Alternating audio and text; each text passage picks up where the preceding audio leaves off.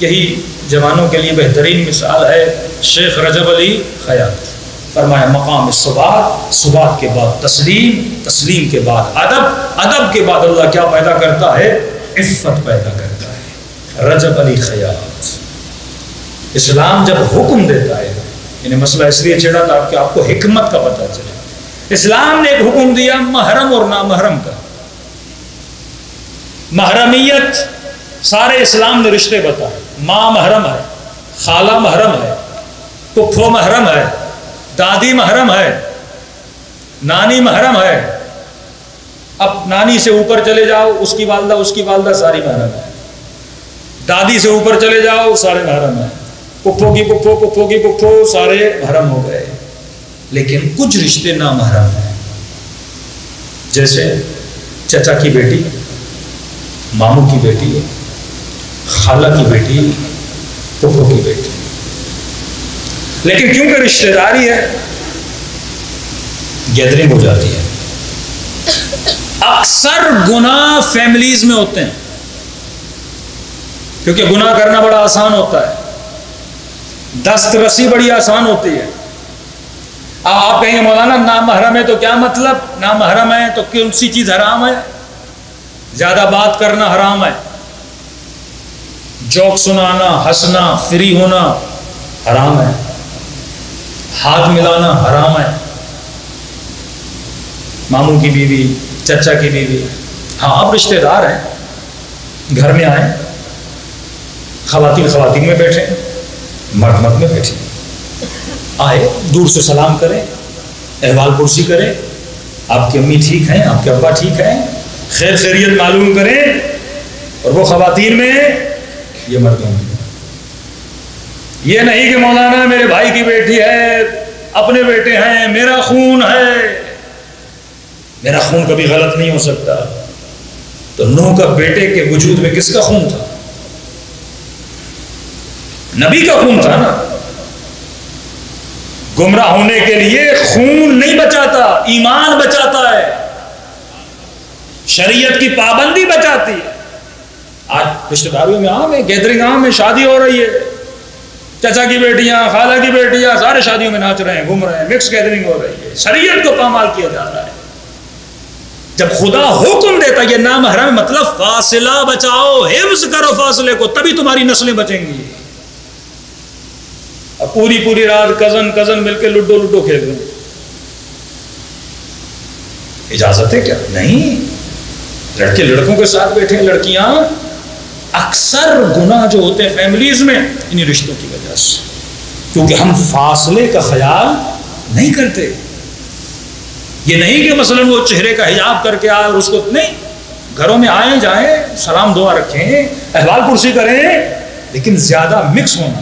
کہ معصوم نے ایک لمٹ بتائی ہے، نامحرم کتنی دیر تک بات کرے. ایک فرمایا 2 لفظ سے زیادہ بات نہ کرے. یہ نہیں کہ وہ 2 لفظ بولے، نہیں، مطلب کم بات کرے، اتنی بات نہ کرے کہ بات سے زیادہ بات بنے.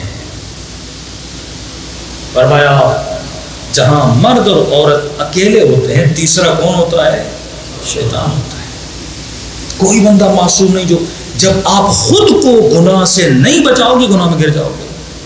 حدود الہی کا خیال نہیں رکھو گے، تباہ و برباد ہو جاؤ گے. یہی تقویٰ ہے. تقویٰ کا مطلب میں جگہ جگہ حد الہی کا خیال کروں، کہیں میں اپنی لمٹ سے آگے تو نہیں نکل رہا. رجب علی خیاط جس امام زمانہ نے اپنی زیارت کرائی، کہتے ہیں میں جوان تھا، پیارا جملہ میرے چھپے امام کا، گناہ پہ قدرت رکھے لیکن عفت اختیار کرے، خدا اسے عالی مقام عطا کرتا ہے، ولی بنا دیتا ہے.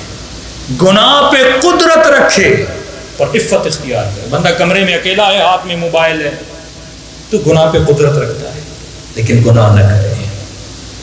بندہ اکیلا ہے، ماں باپ نے یونیورسٹی بھیج دیا، کسی خاتون نے گناہ کی دعوت دی، قدرت رکھتا ہے، ہر چیز، آسائشیں، پیسے، سب کچھ ہے اس کے پاس، لیکن عفت اختیار کرے. کہتے اب دیکھ خدا تجھے کیسا مقام عطا کرتا ہے. رجب علی خیاط ایک جوان ہے، نوجوان. کہتا میری پھپھو کی بیٹی تھی بڑی بے دین، آج بولا جاتا ہے نا براڈ مائنڈیڈ، اوپن مائنڈیڈ، پتہ نہیں کیا کیا، پتہ نہیں انہوں نے سرجریاں کر کے اپنے دماغوں کو کھلا دیا، اوپن مائنڈیڈ ہو گئے ہیں۔ کس کے سامنے؟ اللہ کے سامنے، دین کے سامنے۔ جو تمہارا کریٹر ہے وہ تجھے بتائے گا نا زندگی کیسے گزارنا۔ ہمیشہ مجلسوں میں کہتا ہوں، ایک چھوٹا سا موبائل بندہ کمپنی سے لیتا ہے، ویسے ہی چلاتا ہے جیسے کمپنی نے بتایا ہے۔ اتنی بڑی مشین خدا نے بنائی تو خدا سے نہیں پوچھتا۔ کبھی کانٹ، کبھی ڈکارٹ، کبھی پتہ نہیں کون سا فیلسوف اور کبھی پتہ نہیں کون سا دانشور تجھے بتاتا ہے زندگی کیسے گزارنی ہے۔ مختلف سائیکٹرسٹ کے دروازوں پہ تو بھٹکتا رہتا ہے، جس کو خود نہیں پتا میں کیسے بنا ہوں وہ تجھے بتائے گا۔ کون ہے اس باڈی کا کریٹر؟ خدا، جو لم یلد ہے ولم یولد ہے، جس نے آواز دی میں نے تجھے بنانے کے بعد کہا میں سب سے بہترین بنانے والا ہوں، جو تیری خلقت پہ فخر کرے، ناز کرے، جو تیرے جذبات کو جانتا ہے، تیری ضرورتوں کو جانتا ہے، تیرے احساسات کو جانتا ہے۔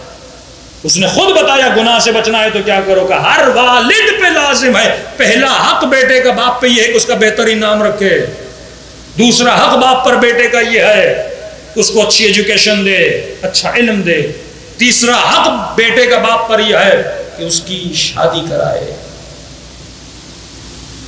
آج شادیاں ڈیلے ہوتی جا رہی ہیں، 30 سال کا ہو گیا شادی نہیں، پھر مولانا بیٹا گمراہ ہو گیا۔ بھائی تو نے خود گمراہ کیا، صحیح ایج میں اگر اس کی شادی کراتا یہ کبھی گمراہ نہ ہوتا۔ پھر مولانا نوکری نہیں، جاب نہیں، اللہ تیری نیچر کو جانتا تھا تبھی کہا یغنیہم اللہ من فضلہ، میں اپنے فضل سے تجھے غنی کروں گا۔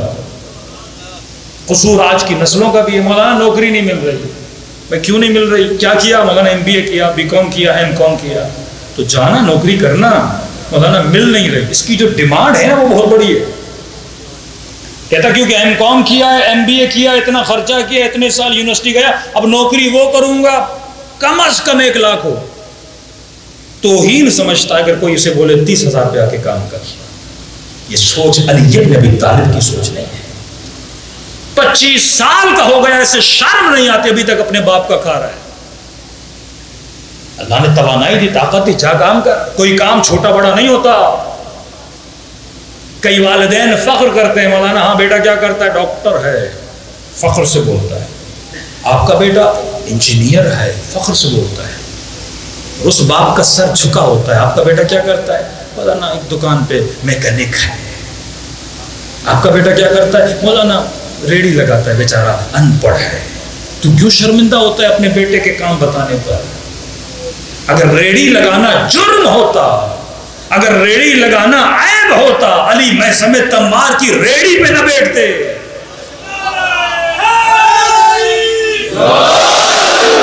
اہل بیت کی نگاہ میں کوئی کام عیب نہیں ہے۔ میثم کو کام پڑتا تھا، مولا کہتے تھے میثم تو چلا جا، علی تیری جگہ پہ کھجورے بیچے گا۔ علی اسی پہ فخر کرتے تھے، میثم حلال کمائی گھر میں لا رہا ہے۔ کوئی کام عیب نہیں ہوتا۔ اللہ نے جوانی دی، طاقت دی، چاہ کام کر۔ 50,000 میں بھی کوئی دکان کھول سکتا ہے، دکان کھول لے۔ کوئی کام کر، کم از کم کچھ کما کے ڈیلی رزق حلال اپنے گھر میں لا، پھر دیکھ خدا تجھے برکت کیسے دیتا ہے۔ آج ہماری ڈیمانڈز اتنی ہائی ہو گئی، 2 لاکھ کی نوکری نہیں ملے گی، میں نہیں کروں گا۔ بھائی جب تک ملے تب تک تو کام کر۔ نکما اللہ کا دشمن ہوتا ہے، سست آدمی اللہ کا دشمن ہوتا ہے، ناکارہ آدمی خدا کا دشمن ہوتا ہے۔ علی کا چاہنے والا محنت کش ہوتا ہے، محنت کرتا ہے۔ یہ ہماری پٹھان برادری دیکھیے کتنے محنتی ہیں، ریڑیاں بھی لگاتے ہیں، موچی بھی ہیں، بسیں بھی چلاتے ہیں، ٹریکٹر بھی چلاتے ہیں، سب کچھ کر رہے ہیں نا۔ ان کا بچہ بڑا ہوتا ہے، کام پہ لگا دیتے، بیٹا جا کام، دکان پہ بٹھا دیتے، کام کر۔ کام آر نہیں ہے۔ لیکن آج ہماری سوچیں کہ میں نے 4 سال 6 سال یونیورسٹی پڑھا تو جب تک نوکری نہیں ملے، مطلب پوری زندگی نوکر بننا چاہتا ہے۔ ملٹی نیشنل کمپنی کا نوکر بنوں گا، سرکار کا نوکر بنوں گا۔ علی والا آقا بنتا ہے، اپنا بزنس کھولتا ہے، 4 نوکر اپنی دکان پہ رکھتا ہے۔ رزق دو لوگوں کو، اللہ برکت دیتا ہے۔ تجارت کر، وہ کام جو اہل بیت نے بتایا، فضول گھر میں نہ بیٹھ، کم سے کم بھی تیار کر، تبھی نسلوں کی شادیاں نہیں ہو رہی۔ ایج بڑھتی جا رہی ہے، پھر معاشرے میں جب احکام اسلامی پہ عمل نہیں کرو گے آٹومیٹکلی اس کا رزلٹ یہ ہوگا کہ معاشرے میں کیا بڑھے گا؟ گناہ بڑھ جائے گا۔ رجب علی خیاط کا رشتہ داری اوپن مائنڈیڈ، براڈ مائنڈیڈ، بڑے بے دین تھے، میری پھپھو کی بیٹیاں، کہتے میں بہت خوبصورت تھا جوانی میں، یہ بار بار ہر محفل میں مجھے گناہ کی دعوت دیتی تھی، کبھی دوستی رکھنے کا بہانہ، کبھی قریب آنے کا بہانہ، کہتے میں دور بھاگتا تھا، یہاں تک میں نے والدہ کو بول دیا تھا میں پھپھو کے گھر نہیں جاؤں گا، جہاں خطرہ ہو نا گناہ میں گرنے کا اس سے دوری اختیار کر۔ بھائی آپ کو پتا ہے یہ تار ننگی ہے، اس میں کرنٹ ہے، کوئی بندہ ہاتھ لگائے گا؟ نہیں مولانا تھوڑا نزدیک جاتا ہوں، ہاتھ کرنٹ نہیں لگے گا، جائے گا؟ جان پیاری ہے نا، ایمان کسی کو پیارا نہیں ہے۔ کوئی دوست بولے نا فلاں رات پہ چلتے ہیں، ہنگامہ ہو رہا ہے وہاں پہ، نہیں جایا کروں گا، میں کسی ایسی جگہ پہ نہیں جاؤں گا جہاں پہ گناہ میں گرنے کا خدشہ ہو۔ جاؤ گے تو گرو گے، امپوسیبل ہے تم گناہ سے نہ بچ سکو۔ کہ میں نے منع کر دیا، میں نہیں آؤں گا۔ کہتے ہیں محرم و ایام عزا کے دن آئے، اب ظاہر ہر شیعہ اپنے گھر میں نظر و نیاز کرتا ہے، کہ میرے پھپھو نے نیاز پکائی تھی حلیم کی، پھپھو کی بیٹی نے کہا اماں مجھے تو میں لے کر جاتی ہوں۔ نیاز کے بہانے سے گناہ، بعض ایسے بدبخت ہیں جو کربلا میں جا کے گناہ کرتے ہیں، 40 کی واک میں گناہ کرتے ہیں، ایسے شقی القلب بے ادب بدبخت جن کے دلوں میں مقام تسلیم نہیں ہے۔ جب آنکھ ہرزگی پہ اتر آئے نا، جب آنکھ کو گناہ کی عادت ہو جائے نا، یہ کہیں نہیں رکتی، یہ کربلا بھی جائے تو گناہ کرے گی، یہ ایران بھی جائے تو گناہ کرے گی۔ ایسے نہیں مولا علی نے اسے تھپڑ مارا تھا، طواف خانہ خدا کر رہا تھا، پر کیونکہ آنکھ کو گناہ کی عادت تھی، اور علی غیور اور غیرت مند ہے۔ آج شکر کرو امام زمانہ نہیں ہے، لیکن کتنے کے منہ پہ امام زمانہ کا تماچا ہوتا ہے۔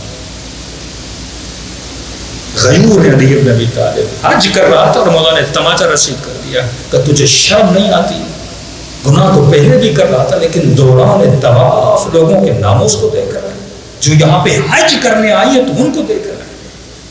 اور ایسے بدبخت و شنی کبھی امام رضا کی زیارت پہ جاتے تھے، کئی واقعات موجود ہیں، وہاں پہ خواتین کو عادت ہو جائے نا، نشے کی جیسے عادت ہوتی ہے نا، اسے گناہ کی عادت سے انسان مجبور ہو جائے، وہ غلام علی نہیں بنتا، وہ غلام عادت بن جاتا ہے۔ اس نے کہا ماں مجھے دو، میں لے کر جاتی ہوں۔ ماں نے دیا، بیٹی ٹھیک ہے لے کر جاؤ۔ ایک تو یہ بدبختی، بیٹیوں کو بھی اکیلا کہیں بھیجا نہ کرو، کہیں پر بھی خواتین جائیں اپنے محرم کے ساتھ جائیں۔ اللہ نے مرد کی ہاٹی کھاٹی، اس کی صفات، عادتیں، ایموشنز الگ بنائے ہیں، عورت کی چاہت پسند ایموشنز الگ بنائے ہیں۔ کئی چیزیں مرد کے لیے اچھی، عورت کے لیے بری، کئی چیزیں عورت کے لیے بری، مرد کے لیے اچھی۔ اس نے میری نیچر بنائی ہے نا، وہ مجھے بتائے گا نا اس جسم کی بقا کس چیز میں ہے۔ پورا اشرہ ہونا چاہیے خواتین کی نیچر پہ، پورے اشرے ہونے چاہیے مردوں کی نیچر پہ۔ انسان شناسی بہت بڑا سبجیکٹ ہے، انشاءاللہ میری کوشش ہے اس سال کا اشرہ بھی تربیت انسان پر تھا، یوٹیوب پر مجالس موجود ہے۔ اکثر لوگوں کو نہیں پتا کہ انسان کی حقیقت کیا ہے، اگر آپ سمجھ جائیں تو آپ سلمان بن سکتے ہیں۔ اس نے کہا میں لے کر جاتی ہوں، اس نے حلیم لیا اور آئی، دروازے پہ دستک دی، کہتا میں نے دروازہ کھولا، دیکھا وہی پھپھو کی بیٹی، سلام کیا، میں نے جواب دیا جی، کہا حلیم، میں نے کہا دے دو میں اندر لے جاتا ہوں، کہا نہیں بہت گرم ہے، کوئی بات نہیں مجھے دے دو میں لے جاتا ہوں، گھر پہ کوئی پھپھو ہیں؟ کہا نہیں اماں گھر سے جا چکی ہیں، گھر پہ کوئی نہیں، کہا میں لے کر آتی ہوں۔ جب اس کو پتا چلا نا گھر میں کوئی نہیں، یہ سیدھا حلیم لے کے کچن کے اندر داخل ہو، کہتا میں وہیں گھر کے صحن میں، چلے جائیے۔ تو عجیب رشتہ دار ہے، پانی نہیں پلا رہا، بیٹھنے کے لیے نہیں بول رہا، کہا میں سمجھ گیا اس کی نیت، کہا اس نے مجھے گناہ کی دعوت دی، میں نے کہا بدبخت ایام عزا چل رہے، شرم کر، حیا کر، کہا اسے قریب آنا چاہا، کہتا میں نے اسے دور جانا چاہا، قریب آنا چاہا، دور جانا چاہا۔ وہی ماحول اس نے بنا دیا جو زلیخا نے یوسف کے لیے بنایا تھا۔ کہا اگر گناہ نہیں کرو گے تو کیا، میں تجھے پکڑ لوں گی، تم کیا کرو گے؟ اس نے کہا مر جاؤں گا لیکن اپنے بدن کو نامحرم سے مس ہونے نہیں دوں گا۔ کہتا میں دوڑتا ہوا گھر کی چھت پہ چلا گیا، یہ میرے پیچھے دوڑتی ہوئی آئی۔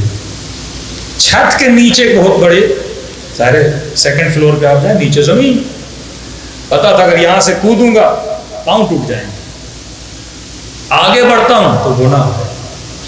میں نے کہا پروردگارا میں یوسف تو نہیں، تم نے یوسف کے لیے جو دروازے زلیخا نے بند کیے تھے وہ کھول دیے تھے۔ اور آواز آئی تھی الا ما رحم ربی، اگر خدا رحم نہ کرتا، ان النفس لامارۃ بالسوء، یہ نفس انسان کا دشمن ہے۔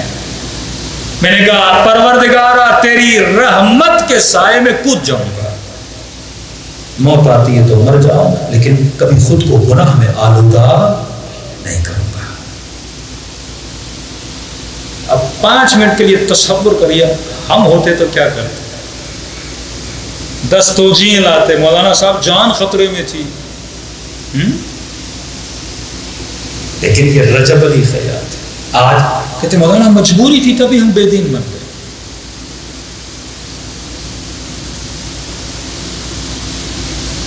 دو فیملیز یورپ گئیں،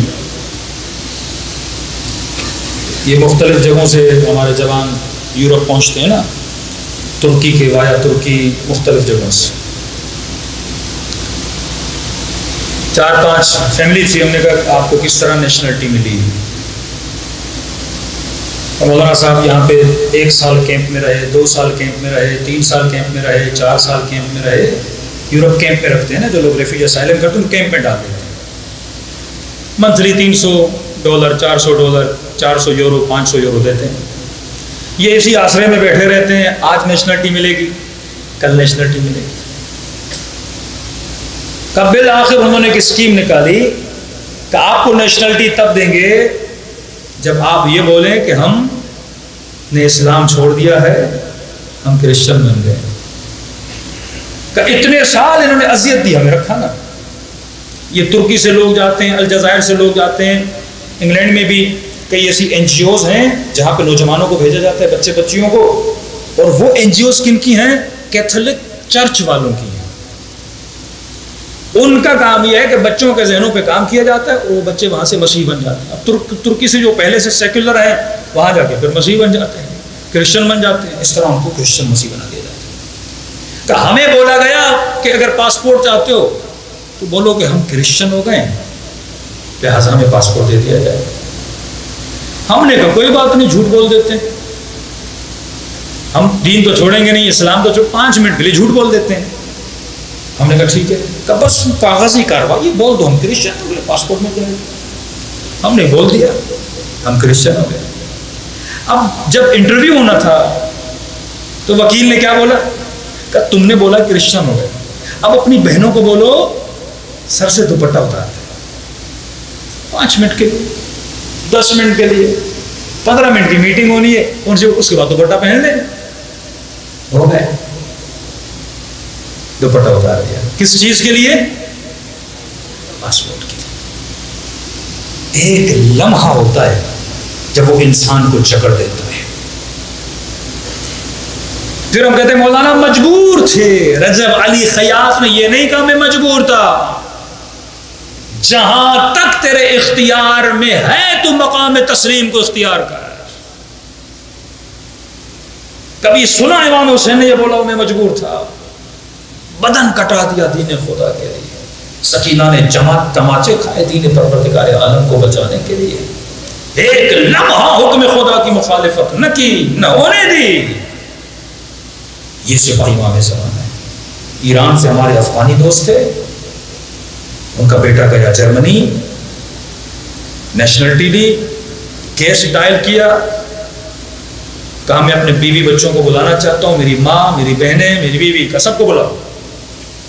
بڑی مشکل سے ان کے ویزے لگے، ایران ان کے پاسپورٹ پہ ویزے لگے، جرمنی کے ایئرپورٹ پہ پہنچے، آپ انہوں نے روک دیا، کہا کہ ایک فارملٹی، آپ سب کا فوٹو لیں گے ہم۔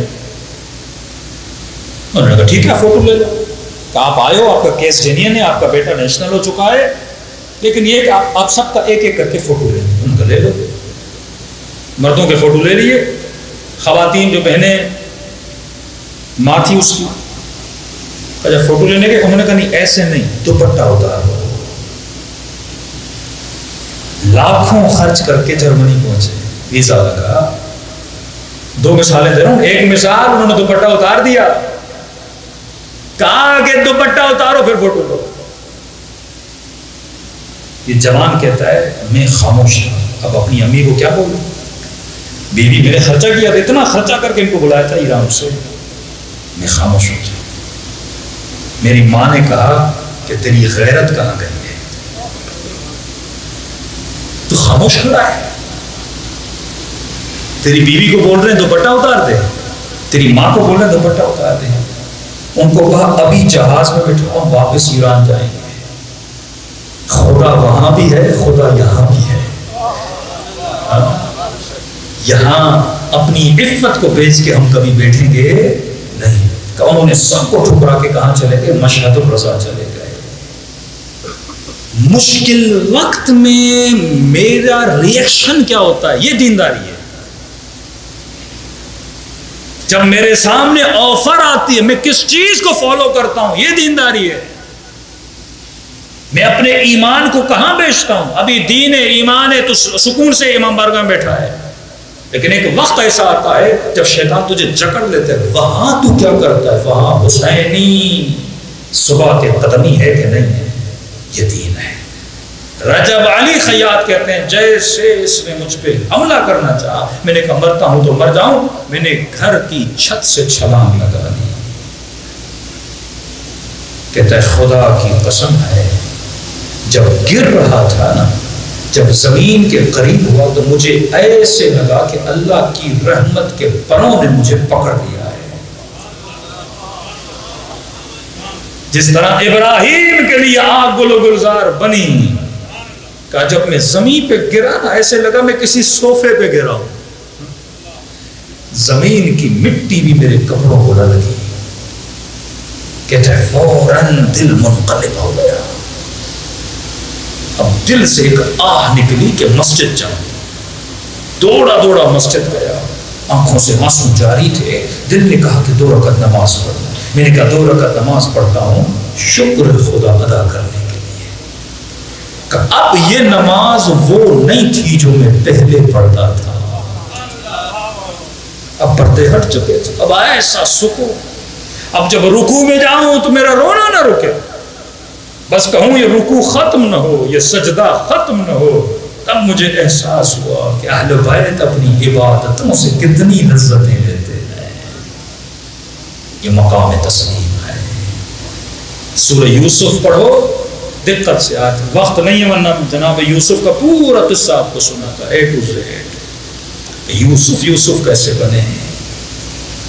اور جب یوسف نے اپنے دامن کو گناہ سے بچایا, 7 دروازے بار کی, کمرہ ایسا سجایا گیا, حسین بھی تھے نا یوسف. جب مصر کی عورتوں نے زلیخا پہ تانا بازی کی نا, غلام کے پیچھے لگ گئی ہے, غلام کے پیچھے لگ گئی ہے, کہ آجا میں تجھے دکھاتی ہوں. بٹھایا ان کو. یوسف غلام تھا, مجبور تھا. کہا کہ جب اشارہ کرو اندر لے کر آؤ, یہ اللہ کا نبی ہے, کسی نامحرموں کی محفل میں جانے کی عادت نہیں ہے. میرے معصوم امام فرماتے جیسے حکم دیا نا زلیخا نے اندر لے کر آؤ, یوسف نے سر جھکا لیا, آنکھیں بند کر دی. کہتے ہیں جو بندہ حسین ہونا اس کے حسن کو 4 چاند لگتے ہیں جب اس کی آنکھیں کھلی ہوئی ہوں. آنکھیں حسن میں اضافہ کرتی ہیں, لیکن یوسف نے آنکھیں بند کر دی. تو جب آنکھیں بند ہوتی ہیں تو حسن تھوڑا کم ہو جاتا ہے نا. پھر بھی اتنے حسین تھے کہ جیسے نگاہ پڑی انہوں نے اپنی انگلیوں کو کاٹ لیا. پھر زلیخا نے کہا کہ تم نے ایک بار دیکھا ہے, میں روز دیکھتی ہوں. اللہ بھی جانتا تھا میرا یوسف بڑا حسین ہے. زلیخا کا بھی قصور تو نہیں تھا نا, یوسف حسین اتنا تھا. شیطان اس پہ اتنا غلبہ کہ مومن تو نہیں تھی نا. پھر اللہ نے اجر بھی دیا، یوسف سے شادی بھی کروائی، تکلیفیں ساری اس نے اٹھائی۔ اس عفت کے نتیجے میں اللہ نے یوسف کو کیا دیا؟ تعبیر خواب کا معجزہ دیا۔ مطلب اللہ قرآن میں بتا رہا ہے جب تو شریعت کی پابندی کرتا ہے میں اس کے نتیجے میں تجھے صاحب کرامت بنا دیتا ہوں۔ رجب علی خیال صاحب کرامت بن گئے، لوگ ان سے دعائیں کروانے جاتے تھے، جب دعا کرتا تھا تو خدا اس کی دعا کو رد نہیں کرتا تھا، اتنا بزرگ بن چکا کہ امام زمانہ اپنی ملاقات کرانے